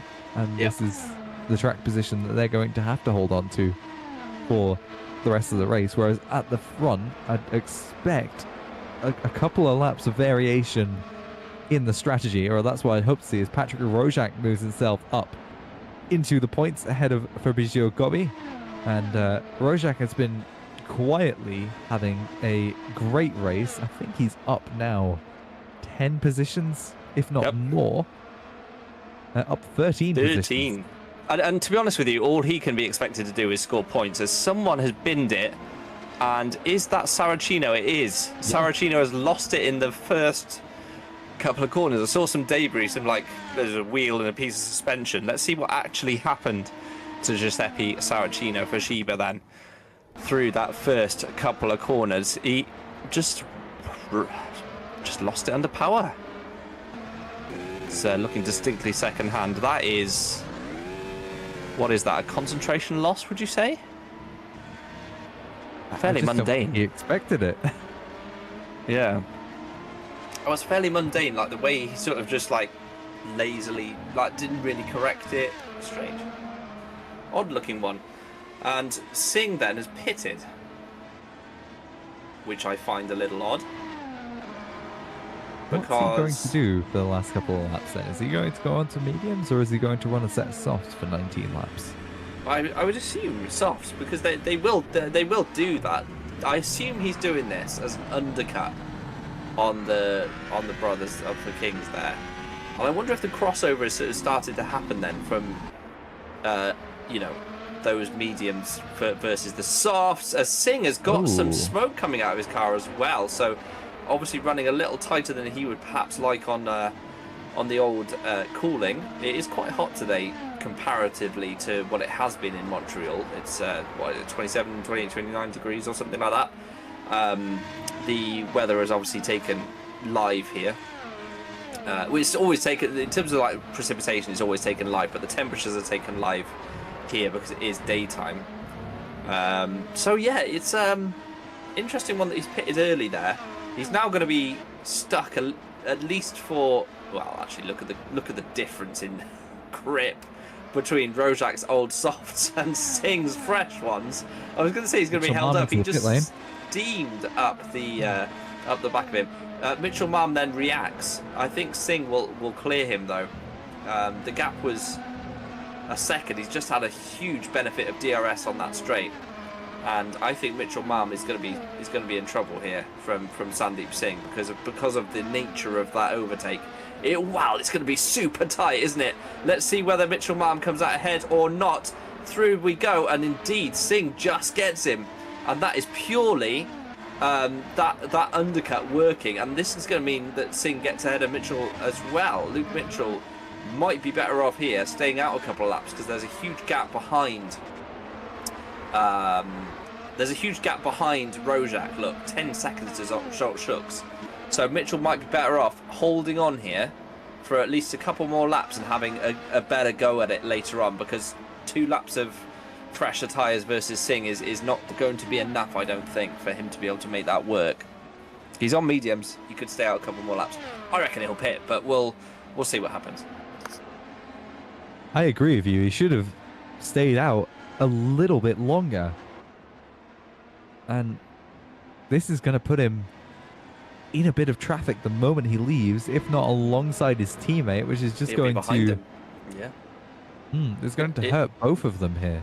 He'll be behind Rojak as well, as Dragoon and Polent come in as well. But he'll be behind Rojak as well. This is going to be like really as well. Mitchell Marm then is fighting away with Singh and not able to do it. Rojak actually pits, which helps Luke. But yeah, basically Singh's pitted 2 laps earlier than Luke and has done the pair of the King's drivers. Interesting. And the difference in tyres isn't going to be massive, the 2 Kings cars. No. So this all sort of relies on Scott Mitchell-Marm getting past, as there goes Ruben Mercedes under DRS and with help of the overtake button, no doubt, to get past Micah. And that was closer than I would have liked on the pit entry, but Micah does come into the pit lane. They might work together on setups and stuff, but they're not in the same Discord call. That would have been irritating for Micah, who didn't have a clear run into the pit lane there, unfortunately for him. But he does pit, and will probably therefore like make that move back on Mercedes just purely through tyre life. Let's see whether he can get Taras as well. It's almost too late, actually, isn't it, for Taras? It's going to be super close if Taras boxes this lap. Again, same thing. There's a gap behind 5 seconds to Lahtinen for Taras to fall into. So it might be worth staying out a couple more laps for Taras to just build a tyre delta, because you're probably overtaken already. Yeah, but I think it's not worth the risk, though. Because what's the worst that happens if Taras pits now? He'll find the pocket between Micah and Lahtinen, and he'll be able to fight Micah later on in the race. So I think mitigation-wise, Taras needs to come into the pit lane right now, and he's got Mercedes there, but I wouldn't be surprised if Taras, that's what I would have done. So Mercedes is going to do what I think should be done here, which is extend a little bit, and by doing so, you build a tyre offset that you can then use later in the race, because the tyres do drop, like the softs will drop. 15 laps is not, it's short, but it's not like short enough for the tyre drop off to not be there. So Micah's going to get, I think will get Taras. I think it's going to be it's going to be close. Actually, I think Taras has done him. Yeah, he has. Yeah, that's that pit crew, isn't it? Because it's a second difference that Micah has. He's a second behind because his pit crew isn't upgraded. It shows how important the upgrades are, doesn't it? To be honest with you. Yeah. But that's how they should be. Is that they should cost Risk you, and reward, they should be something that you. Yeah. It does cost a lot of the team financials, but it's something that might gain you positions in a race that will eventually pay that back. And for Oliver Taras, that shows it no better than anyone else. And he did exactly what I think he should have, is that he came into the pit lane at the perfect time, whereas Mercedes here, I think, might come out behind Micah now. As he comes into the pit lane, let's see what happens. I dare say that he will come out behind Micah this lap. Taras has pulled out a second and a half on Micah and is comfortably in what I can only assume to be provisional second. Let's see where Mercedes comes out. Taras passes him already. Micah's gone past on track so far. On the pit exit, there's Mercedes, and Micah has got him in the pit lane, even with the difference in the pit crew. Yep. Well, is Optiminals upgraded as well?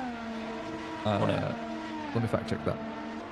Yeah, but Remco. Oh, never mind. They're broke, aren't they? They have been. They've got debt to pay. Remco in my ear just goes, no idea. He's supposed to run the team. He just let Ruben do it all, I think, by the sounds of things. Ruben's line through there is beautiful, by the way. That's Vasquez does it as well. They ride both curbs. It's beautiful to watch through that chicane.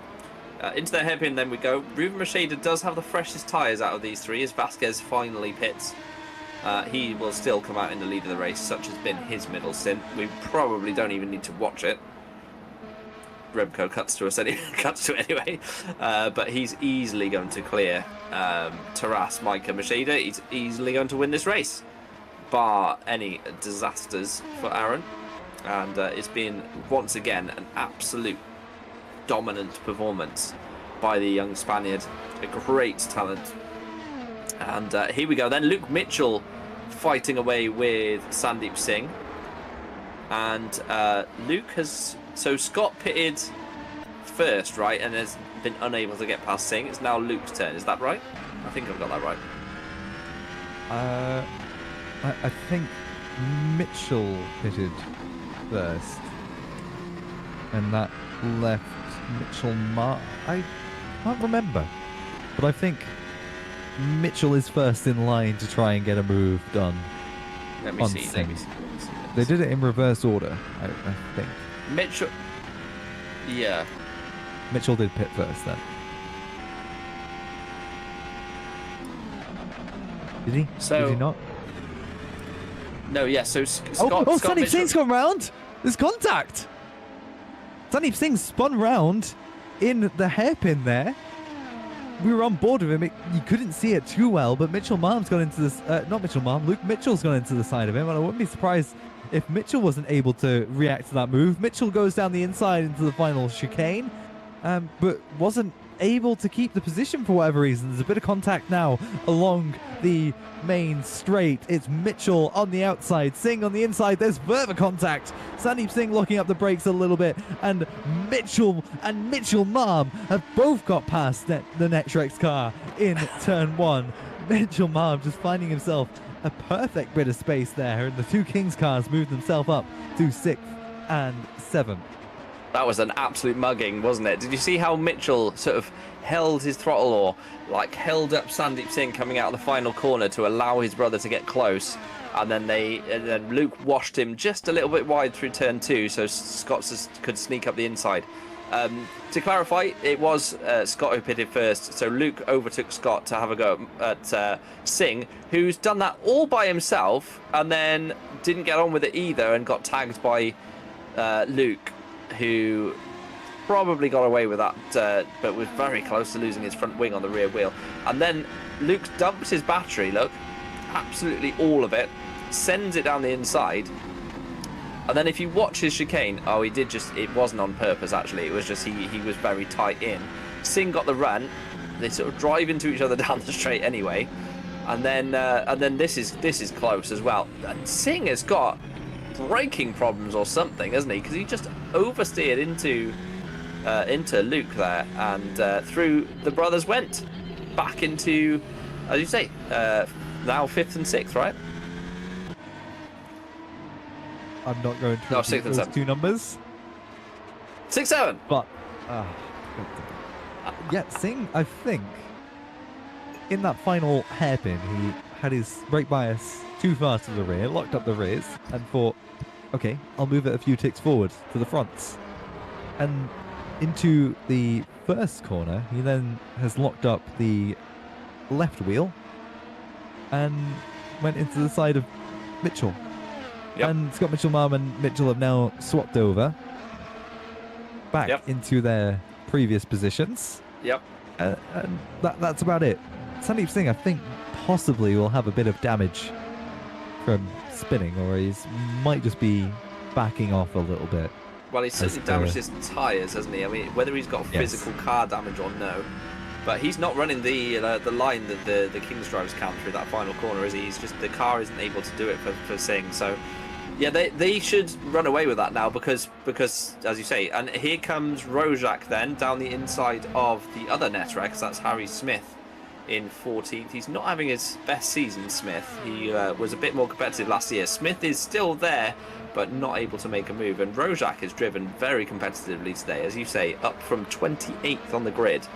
For whatever reason, not able to put the lap together in qualifying, but he is going to score points, and that is important for Hyperion, who are currently leading the team's championship.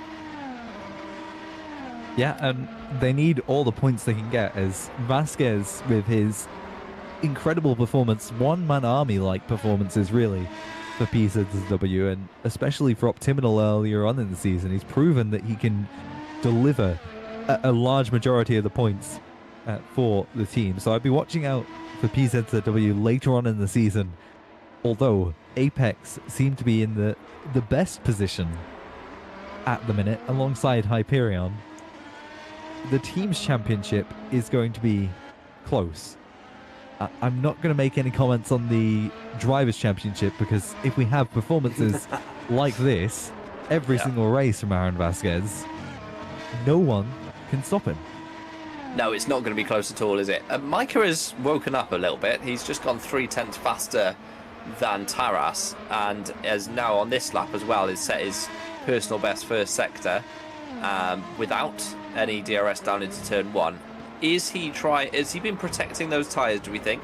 Is he now that we're 9 laps after this to the end of the race, is he going to try to recover that position from Oliver? Because it's possible to do that. It's not like he had not like the first stint. He has got a smaller offset between Taras and himself this time around. Macheda is 2 laps better than Micah, I believe.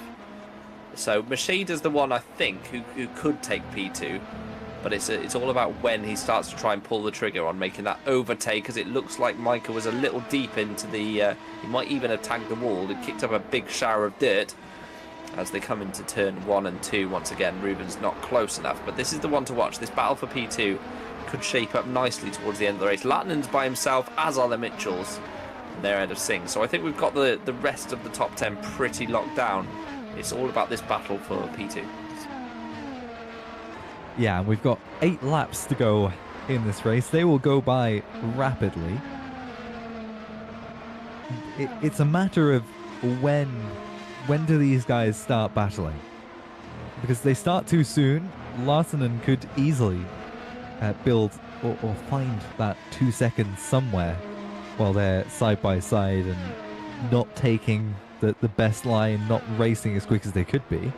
And Larsonen could find himself in the battle then. But if they start too late, then none of them are going to make any moves and won't change any positions. So I think it's going to be in the next lap or so that Machedi is going to start dumping the battery, or even just trying to get closer through the middle sector and get close enough out of the hairpin in the DRS zones to try and make a move. But for Machedi, if I was him, I'd be thinking, right, I need to get right up behind Micah now. I need to make that move done now, and then I'll have some chance of getting past or getting up to Oliver Taras before the end of the race, as Micah just seemingly isn't able to find the couple attempts he needs to get within DRS range of Oliver Taras. No, it's not. It's just not happening right now for him. He needs to have like one lap where he dumps push to passes.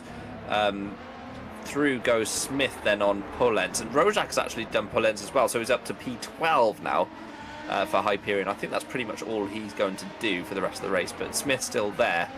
But up 16 positions for Patrick. That is a stellar drive, isn't it, from the young Pole? And he's done that fairly quietly, fairly like calmly. We haven't seen any major drama. It's not like he's forced his way past anyone. He's just quietly made his way through the field and will score some decent points as Macheda's all over the back of Micah. I think if Macheda's going to get P2, he has to get past Micah sooner rather than later, doesn't he? And if I'm Mateusz as well, I'm going to let that happen and let Ruben drag me towards him, to be fair. Because I don't think Micah's got the pace on Taras. Although that said, he's just gained a 10th through this first sector. If Mike can get within DRS, of course, it changes everything. Yeah, but it all relies on Micah getting within DRS range, and I think he's pushing a little bit more now through the second sector, because he's noticed that Machedi is a threat. You also have to factor in that these two battling will give Taras an opportunity to start pushing himself and get away from this battle and put himself in a more comfortable position.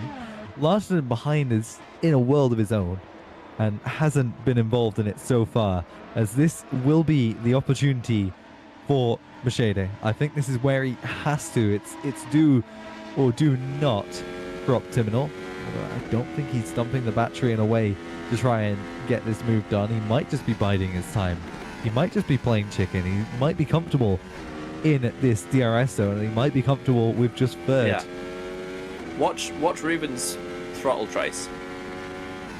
No, he's not done it here, but he was lifting and coasting into the final chicane. So he's cognizant of the fact that there's battery to be gained as well, and by lifting and coasting into that as Mercedes tags the wall, I hope that has not caused him any damage. Honestly, not for his sake, but for the race's sake. But yeah, it's going to be about who has battery, who makes the moves on those last couple of laps, isn't it, as well? Yeah, it's a game of chicken, really. It's not just a matter of I can get past him now, I'm going to try it. It's he might not have battery from defending, but I do.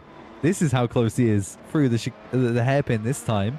It's showing as 5 tenths, but it certainly isn't. Look at that, 2 tenths before we even get to the DRS zone, and it won't be overtake button here. It will be a little bit of push to pass from both of them, of course, but Mercedes comfortably past Micah now into that final chicane, and it is 4 laps to try and get past Oliver Taras for second, and that was relatively painless for Micah there. He didn't make too much of a fuss of it. I think he realised it was just going to happen sooner or later. I think it's best that he let it happen sooner. That gives him a shot at second.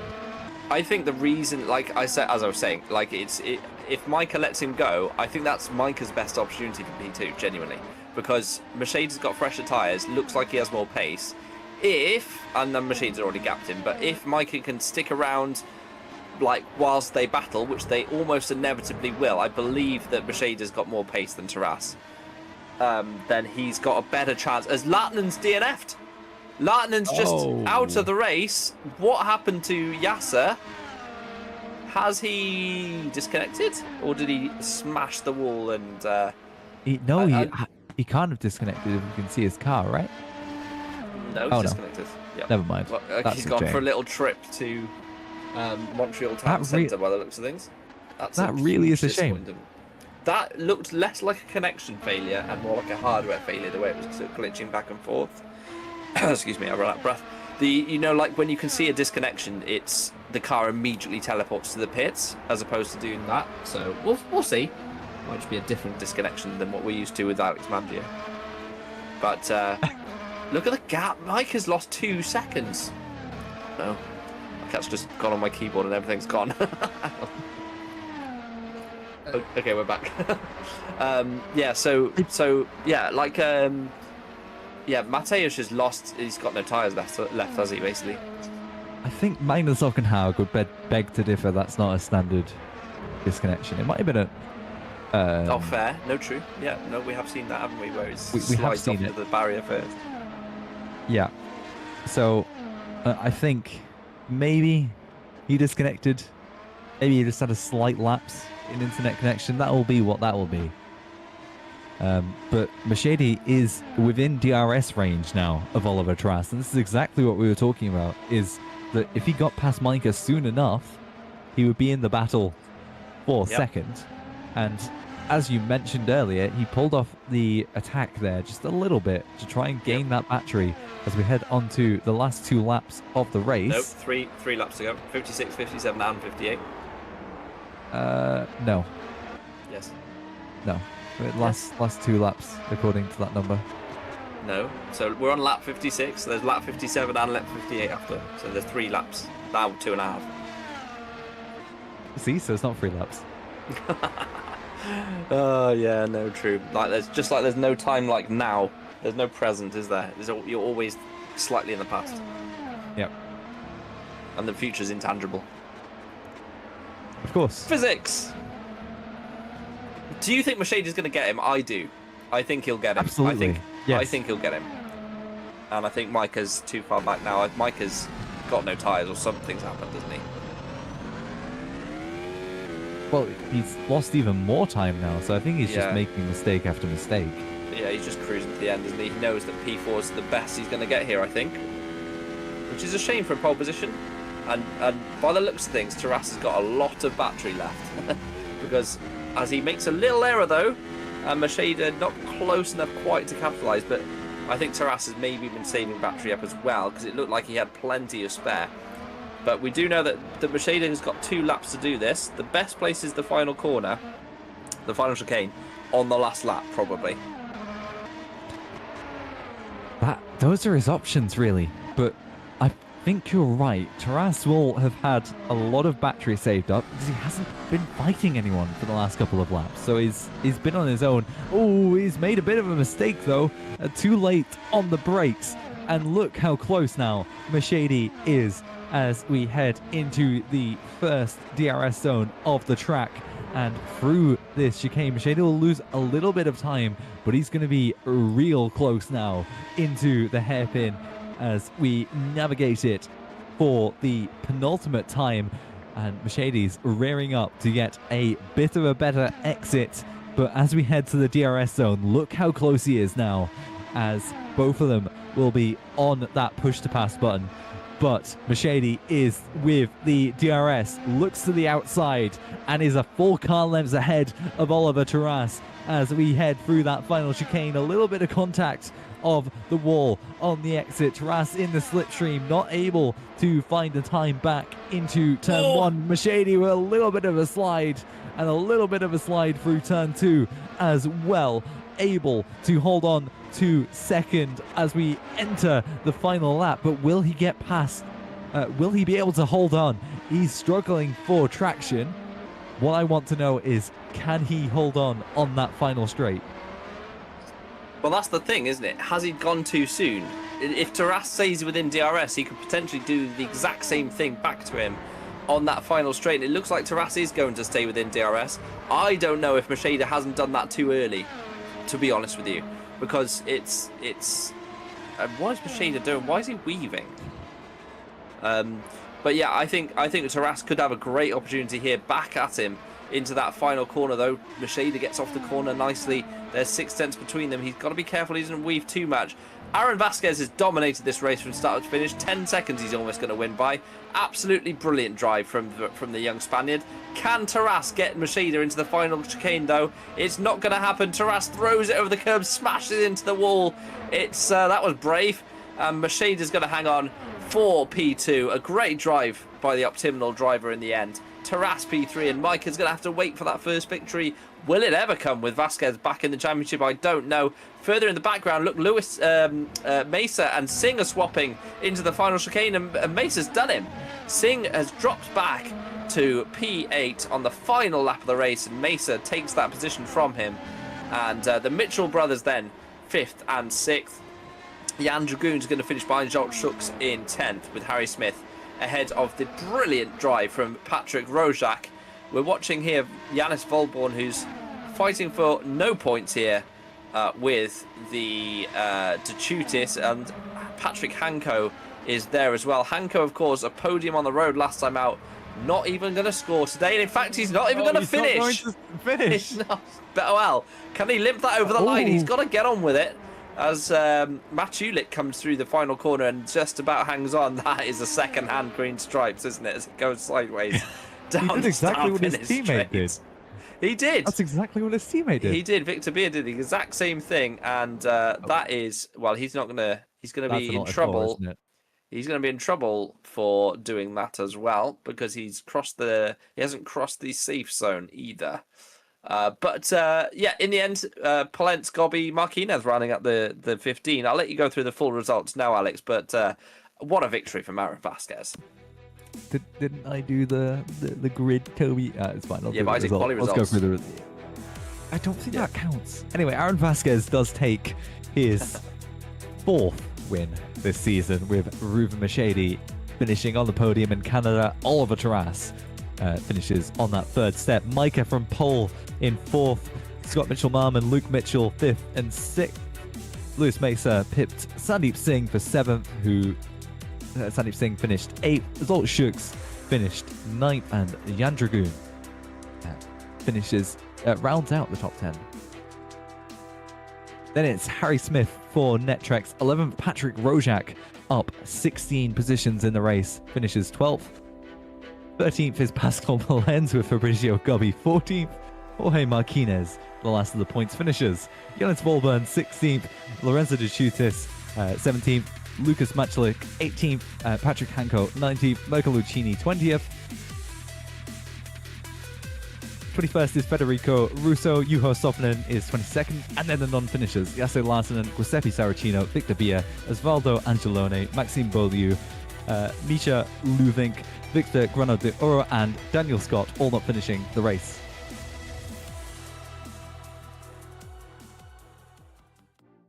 Okay. I can stop rushing now and talk. Everybody's rushing. Yes. Who have we got? Anyone to talk to? No. We do not right now. It does take them a couple of minutes to get in quite often. We'll see.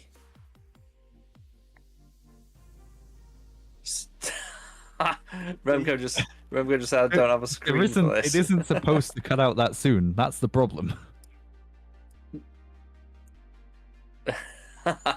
Reuven's here. Let's talk to Reuven. Hello, Reuven Rashida. Hello. How are you, mate? P2. Pretty great. I don't know what to say because it was such a long time where I didn't have any result or didn't have any confidence in my driving, but today was different. I had confidence. I had a feeling in the car and it was amazing. Congrats to Aaron, who won again by a dominant fashion as always. And but I'm super happy with P2, especially considering that I just stepped in today as a primary, at least for the next 5 races then. And I'm super happy. Well done, mate. Yeah, I mean, Canada, you did quite well at Super League last season as well, didn't you? Canada is one of my favorite tracks to drive. I always go well here, just as you said, with Super League. I think I finished here P5, P4. And I love just Canada. I hate to finish chicane where I also nearly ended my race in one time, but I'm super happy. Great setup today, and just not enough for Aaron, but this is gonna be for next time. I think Aaron is in a class of his own this season, to be honest with you, in Superlights. It's pretty clear that he's a Super League standard of driver. He hasn't put the results together in his outings for FTR this season. He did qualify P2 though, if you remember, for round 1. Yeah, so, I remember where we were. I mean, all the things that happened at Jeddah, were very unfortunate for us especially, but I think to come back like this is very, very positive for Tim and for myself, and I think we can build from that, and I hope I can keep that form in the next few races. Nice. Well done, Reuven. Great drive today in the end. P2 on the road, and good points for Optiminal, so well done. Yeah, thank you very much. Enjoy. Let's bring in Aaron Vathgeth. So, Aaron, another superb victory. You are absolutely dominating the field in Superlights, and frankly, there was no real competition today after you got past Mateusz.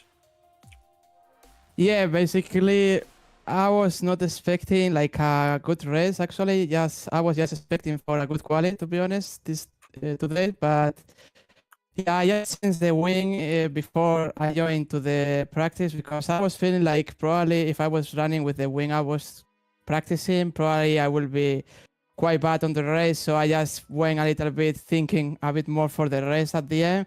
But today I was just having like a quali setup, so I was not expecting to be really good on the race. But at the end, with the change of the wing, it was really good at the end. So really happy that it works at the end. So after that, my idea was basically save tires behind Matia, because I knew that the tires will be a good fact in this race because they were like really bad at the end. So my idea basically was trying to wear a little bit more the fronts with the dirty air, and that's what I did. And then when I see Mateusz overdriving the car, I just say, okay, this is my time, so it's time to pass him and start to control a little bit more the race. So after that, Mateusz started to lose a lot of time, and it was like just follow the race and don't overdrive the car too much to go into the end, and that's what I did basically. Yeah, I mean, one thing I would say from watching you, obviously earlier in the season as well, like on a personal level as well, you're so good at not making any small mistakes. Like you just don't make any like micro mistakes. Like it's all super consistent, and that's what keeps the tire life going. It's what enables you to keep that longer stint going. Because I was sure that you were going to get overtaken by people undercutting you in that first pit stop, but you still came out ahead. It was superb. Yeah, basically, yeah, that's my like probably my main character of my driving. Like probably I'm the worst probably qualifier. Like I'm consistency doing quali laps basically. I can be there, but never I put like a perfect lap like Alessandro Maggio in Superlight. So I'm usually quite bad in the qualis usually because I'm quite nervous and I never hit a good lap. I have the pace in practice with the qualis, but at the end of the day when it's the time of the true, I never put a lap. But in race pace, everyone who is like training alongside me, they always say like I have like copy paste laps every time. So that's because yeah, I'm so good like not making mistakes. I'm not overdriving the car. That's probably the case too. Like the people think like when you like going faster, like you think you're going faster, usually you go slower. So basically the key, in my opinion, is just no overdrive, just drive a little bit slower than you think you can go, and it will be much easier to drive the car, and you will also save more tires, and you will be much more consistency because you are not overheating the tires.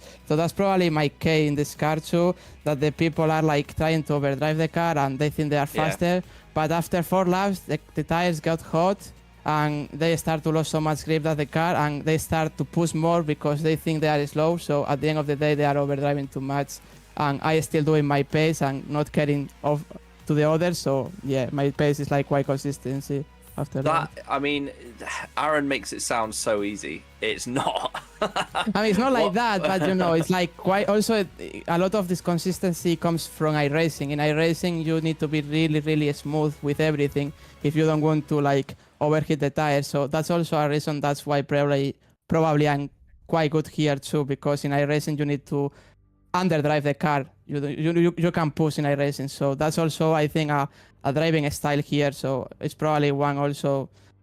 That's why I'm quite consistency here. Well, Aaron, I'm lost for. I can't say enough about how good a result that was. Well done, mate, today. Really, really good drive. And back on the top step, you've had 4 wins and a second, I think, in Super League Superlights so far. I think so. So absolutely smashing it. And I have no doubt that this will carry on for the rest of the season. So well done. It's not going to quite be a record, to be honest with you, Aaron, because Liam Duval won Superlights. He won every race and then stopped racing after he'd won the title. But nevertheless, it's still a very, very impressive season. So well done so far, and we'll speak to you after the spring break, I'm going to guess, because we now have a 4-week gap to San Marino. So see you then. Okay, thank you so much, guys. See you in the next one. Nice one. We have one more we can speak to. Alex, dealer's choice. Actually, we only have one person in there that's relevant, which is Mateusz Majka. Dealer's choice. One card or the same card. Would you like to put that on black or black, sir? Mateusz. The wheel's red. Mateusz. Hello. Hello. How do you feel today? Like, genuinely, it was one of those where you, once again, another pole position, and it just sort of slipped through your fingers, didn't it? Yeah, to be honest, I didn't expect that because it's of the schema that went this year. Like one time I'm on pole, and the second time I'm in the second top 10, top 20. So I was expecting to be somewhere around P15, but yeah, I quietly smashed the last chicane on one of the laps, and it pays off like on the margin, and I was not able to beat this time. To be honest, it was almost 2 tenths faster than my personal best on the practice. So yeah, very good result in the quali.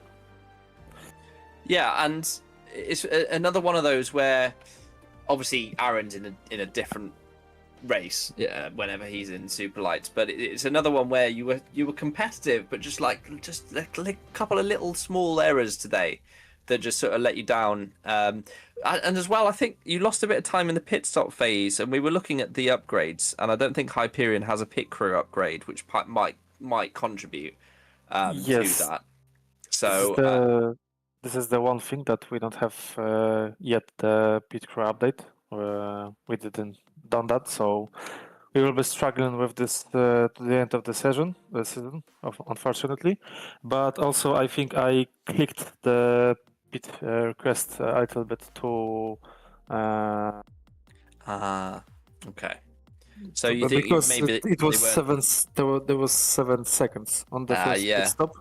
Yeah, Second, it was good, but yeah, all the I'll loss be- in the okay, go on. I'm sorry, I was just gonna say, I'll be honest, it confused me because I was sure the pit delta was like 17, 18, 19 seconds or something. I think I said 17, 18 seconds on the broadcast.